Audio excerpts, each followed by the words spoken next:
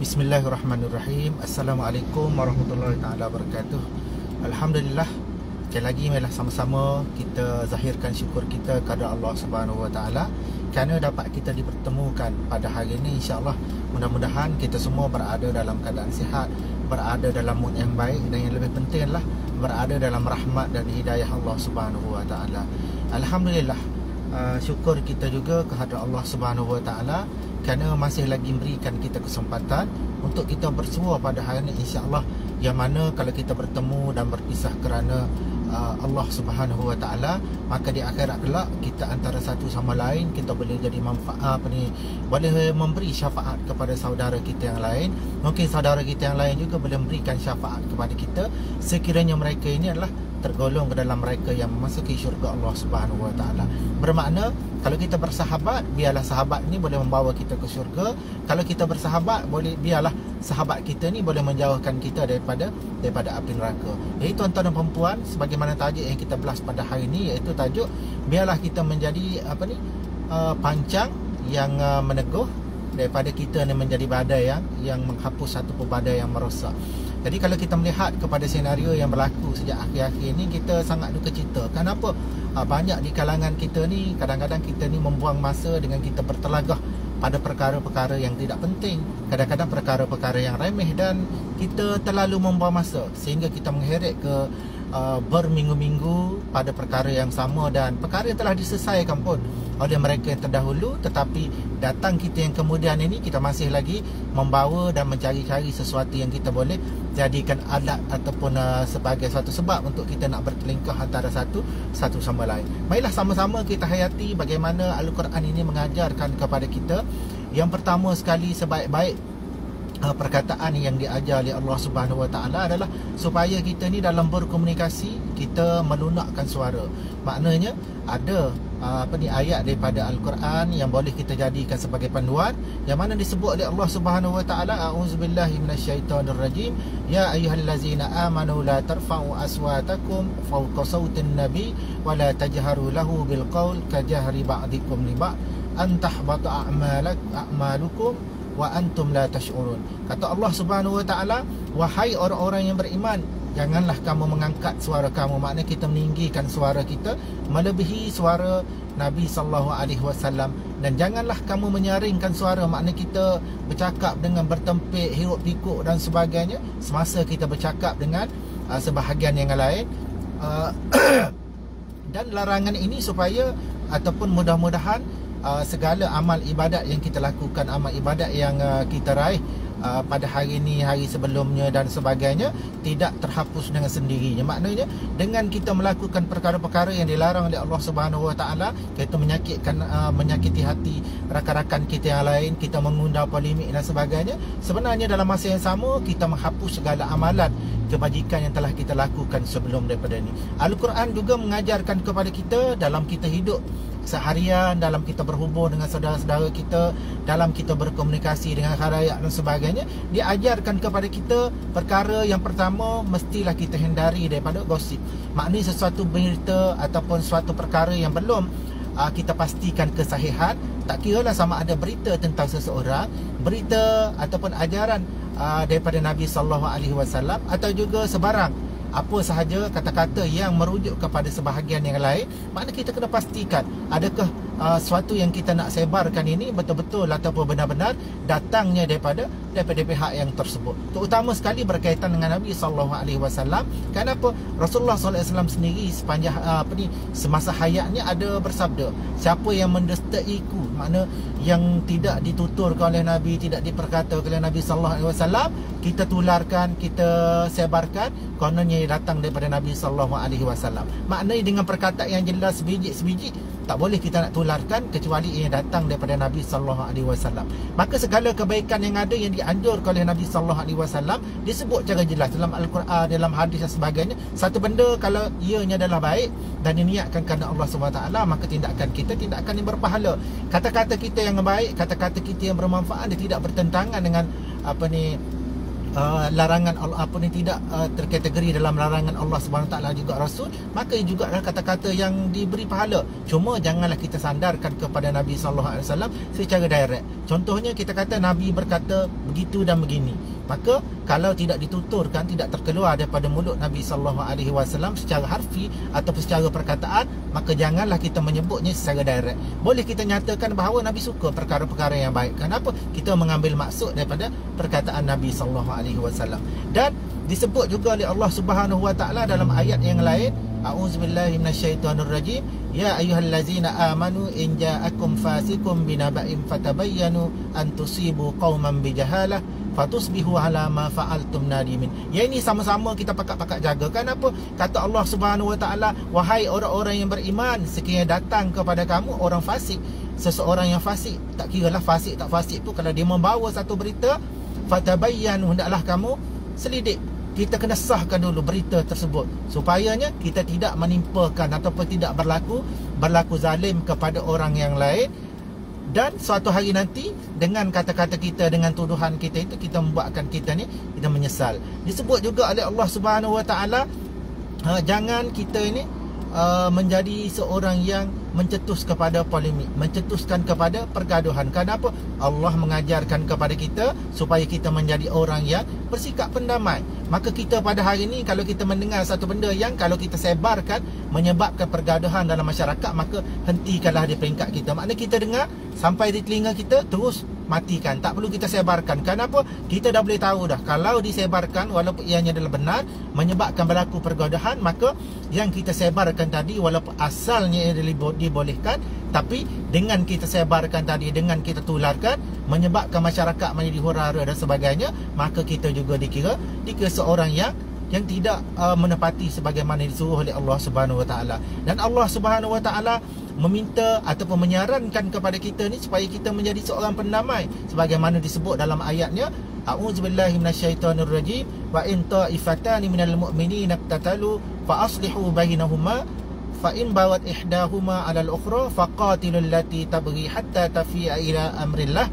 fa in fa'at fa aslihu bainahuma bil 'adl wa aqsitu innallaha yuhibbul muqsitin. Kata Allah Subhanahu wa taala, dan jika dua puak di kalangan orang-orang yang beriman ini bertelingkah, berperang, bergaduh, maka damaikanlah di antara keduanya. Jika salah satu daripadanya berlaku zalim terhadap yang lain, maka perangilah mereka yang berlaku zalim itu sehinggalah dia kembali patuh kepada Allah Subhanahu wa taala. Maka damaikanlah di antara keduanya dengan adil, serta berlaku adillah kamu dalam segala perkara. Sungguhnya Allah SWT mengasihi orang-orang yang berlaku adil.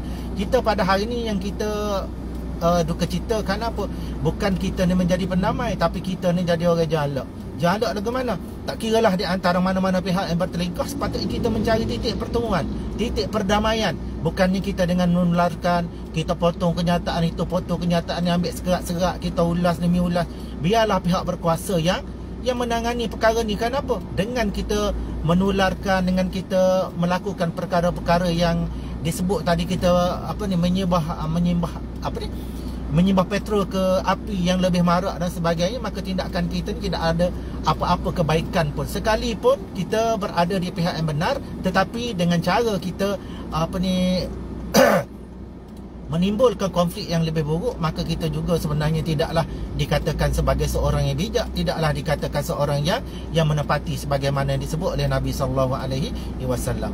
Dan seterusnya, cubalah kalau boleh, kalau kita tak dapat nak mengawal orang lain adalah susah, bukan di bawah kawalan kita, tetapi kita sendiri sebagaimana disebut oleh Allah Subhanahu wa taala, kita kena ubah diri kita. Kalau kita tidak ubah, tak mampu nak ubah orang, ubah diri kita. Kenapa? Bermula daripada kita lah, insya-Allah kita akan boleh mengubah mereka yang di sekeliling kita. Sebagaimana orang yang berkonflik, katakanlah kita berkonflik dengan pihak yang lain, kita nak ubah mereka memang payah. Kenapa? Tengah berkonflik, tentu-tentulah mereka dengan sakit hati dengan kita dan sebagainya, tetapi kita boleh mengubah diri kita untuk tidak berkonflik dengan pihak mereka. Disebut juga oleh Allah Subhanahu wa taala dalam ayat yang lain, a'udzubillahi minasyaitonirrajim, innamal mu'minuna ikhwah fa aslihu baina akhawaykum wattaqullaha la'allakum turhamun. Kata Allah Subhanahu wa taala, sesungguhnya orang-orang yang beriman inilah bersaudara. Fa aslihu baina akhawaykum, maka hendaklah kamu damaikan di antara saudara-saudara kamu. Wattaqullah la'allakum turhamun. Maka bertakwalah kepada Allah Subhanahu Wa Taala. Mudah-mudahan kita ini mendapat rahmat. Janganlah kita rasa pelik suatu hari nanti tiba-tiba kita ini merasa sangat jauh daripada rahmat Allah Subhanahu Wa Taala. Kita siang dan malam bekerja tetapi hasilnya tidak seberapa. Kita bertungkus lumus untuk kita dapatkan sesuatu, tetapi makin kita kejar, makin ini menjauh daripada kita. Salah satunya kenapa? Salah satunya kerana kita tidak mendamaikan di antara pihak yang bertelagah, ataupun kita sendiri yang turut serta dalam pertelingkahan dan pertelagahan yang berlaku di kalangan masyarakat kita. Maka jadilah orang yang seboleh-bolehnya kita elakkan daripada tercetusnya pergaduhan yang lebih besar, pertelingkahan yang lebih besar. Dengan pertamanya, jangan kita turut serta untuk kita bertelingkah. Dan yang kedua, cuba tarik rakan-rakan kita yang tengah bertelingkah dan sebagainya untuk kita damaikan. Kalau tak dapat, cukuplah sekadar kita mengubah diri kita supaya kita tidak tergolong ataupun tidak termasuk di kalangan orang-orang yang bertelingkah. Kenapa? Kita ambil matlamat yang Allah Subhanahu Taala sebut. Allah suruh kita bertakwa kepada Allah Subhanahu Taala. Mudah-mudahan kita beroleh rahmat. Dengan cara ini, insya-Allah, rezeki Allah Subhanahu Wa Taala, apa yang kita nak, apa yang kita kejar atas dunia ni, setelah kita melaksanakan apa diperintah oleh Allah Subhanahu Wa Taala, maka rezeki kita akan mudah melekat, rezeki akan mudah datang dan sebagainya. Kita tidak akan rasa hidup dalam keadaan celaru, dalam keadaan keluh kesah dan sebagainya. Tuan-tuan dan puan-puan, rakan pendengar semua, seterusnya dalam kita menghadapi kehidupan seharian, dalam kita berhadapan dengan masyarakat, kita berhubung dengan saudara-saudara kita, dengan sahabat-sahabat kita, elakkanlah kita ni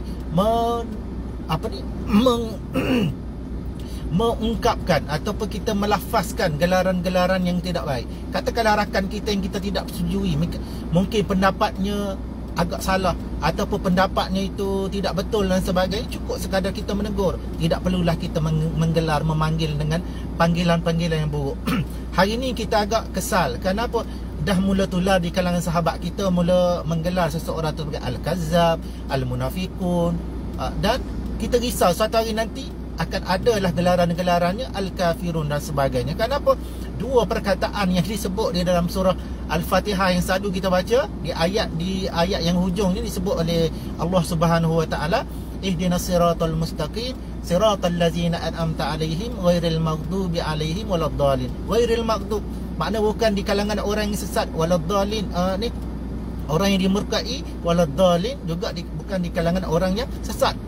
Bagaimana kita tergamak untuk kita nak menuduh sahabat-sahabat kita ni sebagai sesat, sebagai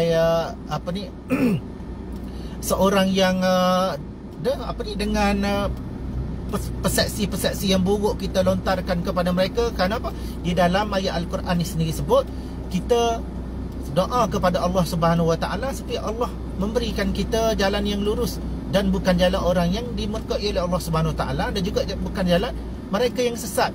Mereka yang sesat ni, kalaulah kita telusuri beberapa kisah yang terdahulu di kalangan ulama-ulama silam, terutama sekali ulama yang 4 mazhab, mereka cukup-cukup harmoni. Cukup-cukup harmoni walaupun di antara satu sama lain mereka ada khilaf. Dan khilaf ni tidaklah sampai mereka ini bertelagah, bergaduh dan sebagainya. Saya suka memetik kata-kata di kalangan yang yang diamalkan oleh empat imam mazhab kita, iaitu Imam Hanafi, Hambali, Maliki dan juga Hanafi. Keempat-empat mereka ni mengamalkan dengan satu kaedah. Kaedahnya mudah saja, sebagaimana dituturkan oleh Imam Syafi'i. Katanya, ra'yi sawabun, pendapat aku ini adalah tepat, pendapat aku ini adalah benar. Yahtamilul khati, maknanya boleh jadi tidak tepat ataupun boleh jadi salah.